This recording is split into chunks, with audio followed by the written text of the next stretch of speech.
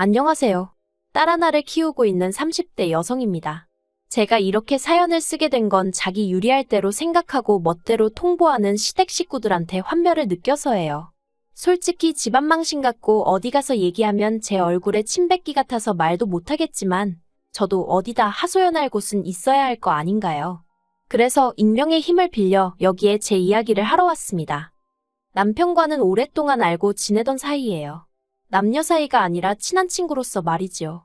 그래서인지 서로에 대해서는 비교적 잘 아는 편이었어요. 그렇다고 어른들 말씀처럼 그 집에 숟가락젓가락이 몇 개고 뭐 그런 것까지 꿰고 있던 건 아니고요. 아무튼 남편하고 저는 둘 다 같은 고등학교를 졸업한 뒤 나란히 같은 대학에 입학했어요. 서울 중상위권 대학으로 어디 대학 다녔다고 말하기에 부끄럽지 않은 수준의 학교였지요. 다만 전공이 남편은 국어국문학, 저는 컴퓨터공학이에요. 몇몇 사람들은 농담이랍시고 남녀가 뒤바뀐 거 아니냐 그런 소리도 하는데 솔직히 황당해서 그냥 웃고 넘겨버려요. 그런데 저희가 학교에 입학했을 때부터 소위 문과가 인기가 떨어졌거든요.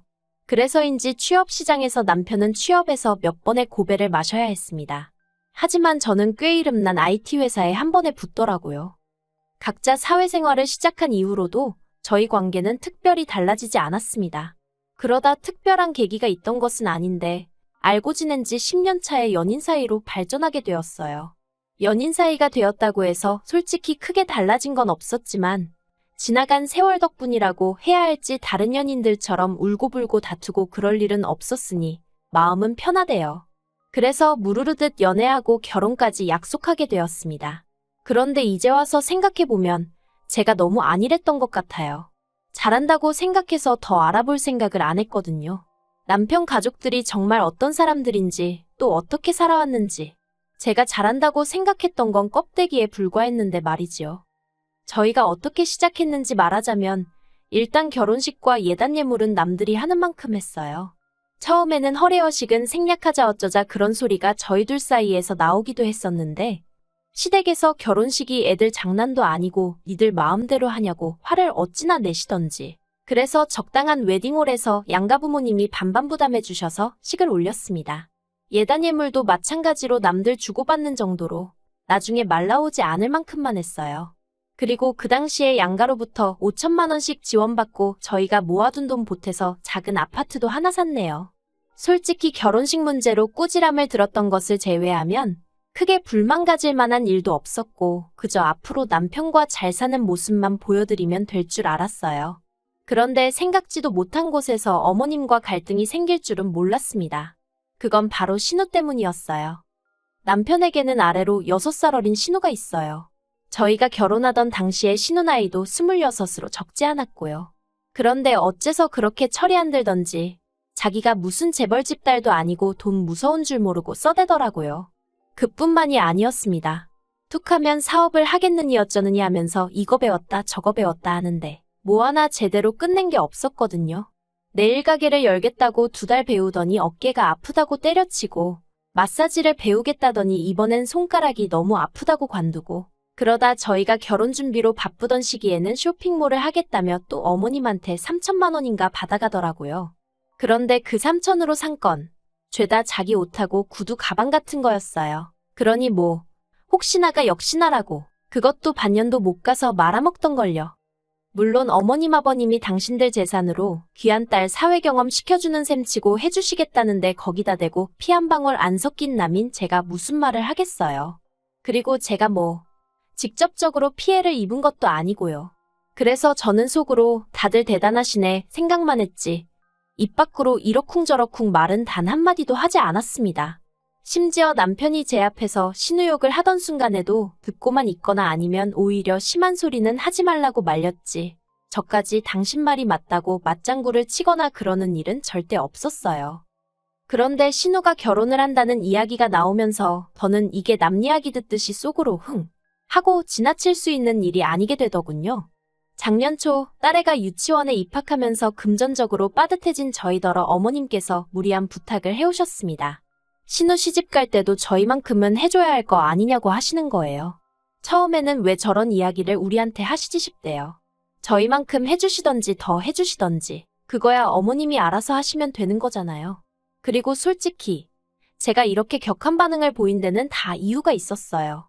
제가 남편과 결혼하던 당시 결혼식 비용도 그렇고 특출나게 친정보다 시댁에서 더해준 것 같지도 않은데 어머님은 결혼식 때 당신이 이것도 해주고 저것도 해주지 않았냐면서 생색을 무척이나 내셨습니다. 하지만 괜히 옳고 그름을 따졌다가는 어머님에게 미움을 살 것 같기도 했고 당시만 해도 저는 갓 시집온 며느리였으니까요. 그래서 그런 이야기가 나올 때면 의례껏 어머님 말씀이 맞다. 제가 참 감사하게 생각한다 그런 식으로 맞장구를 쳐드렸지요. 그런데 그게 실수였어요. 어머님은 진심으로 하신 말씀이었기에 언젠가부터는 아예 저나 남편에게 대놓고 금전적으로 이런저런 요구를 해오기 시작하셨습니다. 자식 다 키워서 장가까지 보냈으니 할 일은 다 했다 하시면서 한 달에 용돈으로 50만 원씩 보내라고 하시질 않나? 이제부터 매년 지인분들하고 여행을 가기로 했으니 당신 여행 보낼 적금을 들라고 하시질 않나? 솔직히 말해서 오히려 다른 집 어머님들은 손주를 보게 되면 자식보다 더 이쁘다며 눈에 밟힌다고 그러던데 그래서 선물도 이것저것 해주고 그러시던데 저희 시부모님은 내복 한 벌 사주신 게 없어요. 그래도 100번 양보해서 거기까진 괜찮아요. 그런데 알아서 잘 살고 있는 저희 부부더러 맨날 애만 챙기냐 부모는 안중에도 없냐 어찌나 말도 안 되는 말씀만 골라서 하시던지 여기다 하나하나 다 적자면 3일 밤낮을 세워도 부족할 거예요. 정말이지 손주 질투하는 시어머니는 이 세상에 저희 어머님뿐일 겁니다. 아무튼 그런 상황에서 신우 결혼 이야기를 꺼내신 이유는 한마디로 저희 결혼은 당신이 시켜줬으니 신우 결혼은 저희더러 시켜주라는 거였지요. 황당해서 제가 어머님더러 어째서 저희가 그래야 하냐고 물었어요. 신우도 어머님 자식이니 어머님이 해주셔야 하는 거 아니냐고요.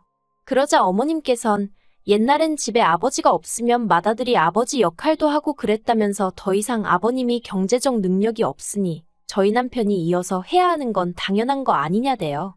황당해서 저도 모르게 아버님이 돌아가신 것도 아니고 그렇게는 못한다 했습니다. 이제껏 신우 사업한다고 나댈 때마다 묻지도 따지지도 않고 돈 다 대주시더니 이제 와서 결혼은 저희더러 시키라는 게 말이나 되느냐고요. 솔직히 제가 시부모님 재산 탐낸다 소리 들을까봐 정말 어디에다 한 번도 말해본 적 없지만 어머님 아버님이 다 쓰시고 돌아가시지 않는 한 남기시는 재산의 반은 저희 남편 몫이라고 생각해요. 그런데 어머님 아버님은 단 한 번도 저희 남편하고 상의하지 않으시고 죄다 신우에게 퍼주셨던 겁니다. 그리고 그럴 때마다 저는 그래 어머님 아버님이 살아계시는 한 두 분이 당신들 재산을 어떻게 쓰시던 그건 내 알 바가 아니다 되뇌었어요. 오히려 서운함을 느끼는 스스로가 한심하게 느껴지기도 했지요. 그런데 이제 와서 다 퍼주고 나니까 정작 해줘야 할 땐 해줄 능력이 안 된다고 그 책임을 저희한테 지라는 게 말이 되나요? 저는 도저히 그 말씀을 따를 수가 없었습니다. 결국 어머님과 저는 그날 앞으로 서로 보고 사내만의 소리가 나올 정도로 크게 다투게 되었습니다. 그런 와중에도 아버님은 먼 산만 보고 계셨고 남편은 남편대로 어머님께 우리한테 왜 그러냐고 투덜거릴 뿐이었기에 이렇다 할 결론이 나지 않고 있었지요. 그런데 그 시기에 신우가 충격적인 소식을 전해왔어요.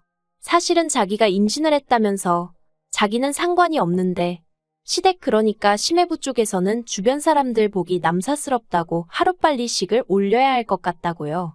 그리고 그런 상황이 되자 어머님과 제가 다툰 건 마치 없던 일처럼 아무도 입에 올리지 않았고 모두가 신우 결혼식에만 집중하게 되었네요. 그리고 자세한 건 모르지만 어머님이 어디서 돈을 융통해 오셨는지 신우도 남들한테 싫은 소리 안 들을 만큼 할 거해서 시집을 가긴 갔어요. 받은 건 뭘 얼마나 받았는지 모르겠지만요. 이후로 어머님과는 얼마 전까지 그날의 싸움에 대해서는 한마디도 안 했어요. 명절이다 뭐다 온 집안 식구들이 모인 자리에서도 물론이고 어쩌다 용건이 있어서 하게 된 전화통화에서도 말이에요. 그런데 지난달 아버님 생신 때문에 모인 자리에서 생각지도 못한 소리를 듣게 되었습니다. 신우는 당시 독박 육아로 7개월 된 아들을 돌보고 있었어요. 그런데 이제 애가 발달이 늦어서 뒤집은 지도 한 달 정도밖에 안 되었고 앉아있는 것도 잘 못해서 신우가 잠시도 눈을 뗄 수가 없었던 모양이에요. 그러니 자기 개인적인 시간은 고사하고 화장실 가는 것도 제때 못 간다면서요. 그리고 그런 이야기를 하는 신우는 정말로 얼굴도 푸석푸석하니 상태가 좋아 보이지 않았습니다. 그래서 제가 많이 힘드냐니까 신우말이 혼자서 하루 종일 애랑 실랑이만 하려니 너무 우울하고 지친다는 거예요. 그런 신우에게 제가 요새는 7개월짜리 애들도 어린이집에 가기도 하고 아니면 하루에 한 4시간 정도만 시터를 써보면 어떻냐고 그렇게만 해도 지금보단 확실히 나을 거라고 했습니다. 저는 친정어머니의 도움을 많이 받았지만 제 주변 친구들 몇몇은 그렇게 그 시기를 넘겼거든요. 그랬더니 신우가 돈이 한두 푼 들어야 말이지요 하고 한숨을 푹 내쉬는 거예요. 그리고 그제서야 저도 아차 싶었지요. 제가 남의 남편에 대해서 이러쿵저러쿵 말하기 그렇지만 신우 남편은 경제적 능력이 없는 사람이었습니다. 끈기가 없어서 한 직장에 오래 다니질 못했거든요. 그런데 남들에게 보여지는 것에는 예민했던지라 신혼 초 전세로 들어간 집은 어느새 월세로 돌리고 그 보증금으로 차를 사질 않나 무슨 오픈런인지 뭔지를 해서 1,000만 원짜리 시계를 샀다고 좋아하질 않나. 오죽하면 신우가 없는 자리에서 시부모님 두 분이 차라리 애를 지우라고 할 걸 그걸 기어이 결혼을 시켜서 이 꼴을 보고 산다고 하소연을 하실 정도였다니까요. 아무튼 그렇게 신우가 하소연을 하고 있으니 어머님이 딱하다는 표정으로 신우를 물끄러미 보시다가 저한테 할 이야기가 있으시답니다. 그러면서 당신이 진작부터 생각하고 있던 일인데 이참에 어머님 집하고 저희 집하고 팔아서 2층짜리 전원주택을 지으면 어떻겠냐대요. 그래서 1층은 어머님 아버님과 신혼애외가 살고 저희더러 2층을 쓰라나요. 그러면 애도 같이 키울 수 있고 서로 좋을 것 같다면서. 하지만 저는 소위 힘든 시기 다 지나고 이제 유치원 보내면 되는데 제가 뭐 한다고 갓난애기 키우는 신우랑 공동육아를 하나요? 제가 어머님더러 싫다고 했습니다. 어정쩡하게 답했다가 코 깨이지 싶어서 아주 단박에 싫다고 했어요. 애 키우는 게 너무 힘들어서 둘째도 안 낳았는데 이제 와서 무슨 공동육아냐고요. 그랬더니 어머님이 누가 너더러 맡아서 키우랬냐고 그냥 같이 살면서 서로 필요할 때 도와주면 되는 거랍니다. 하지만 그 시커먼 속을 누가 모르겠어요. 저 애 키울 때 어머님한테 딱 2번 봐달라고 부탁드렸는데 그 2번 다 친정부모님이 편찮으셨을 때였어요. 그런데도 아주 매몰차게 안 된다고 하셨던 분이 저희 어머님이십니다. 그런데 이제 와서 공동육아? 택도 없는 소리였지요.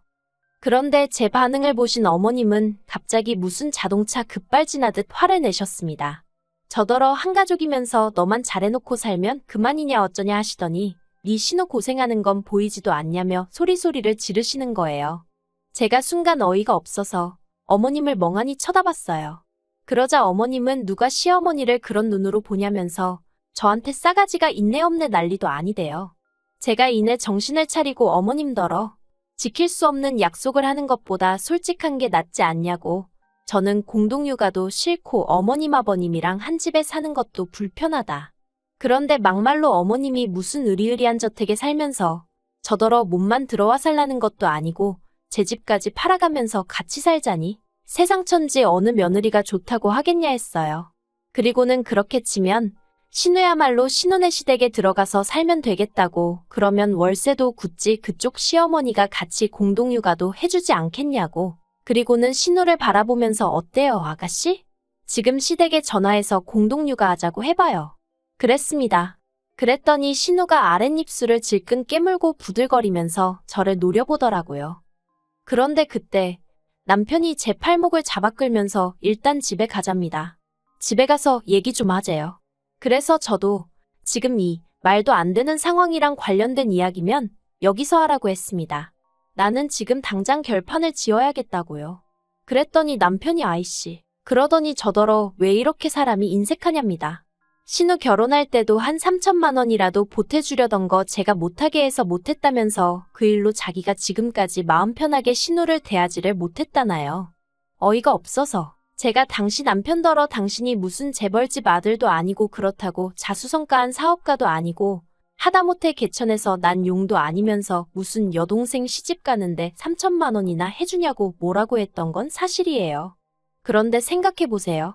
당시 남편이 벌어오는 연봉이 3천인가 그랬습니다. 그러니까 숨도 안 쉬고 1년 내내 번 돈을 그대로 신우한테 갖다 주겠다고 한 거예요.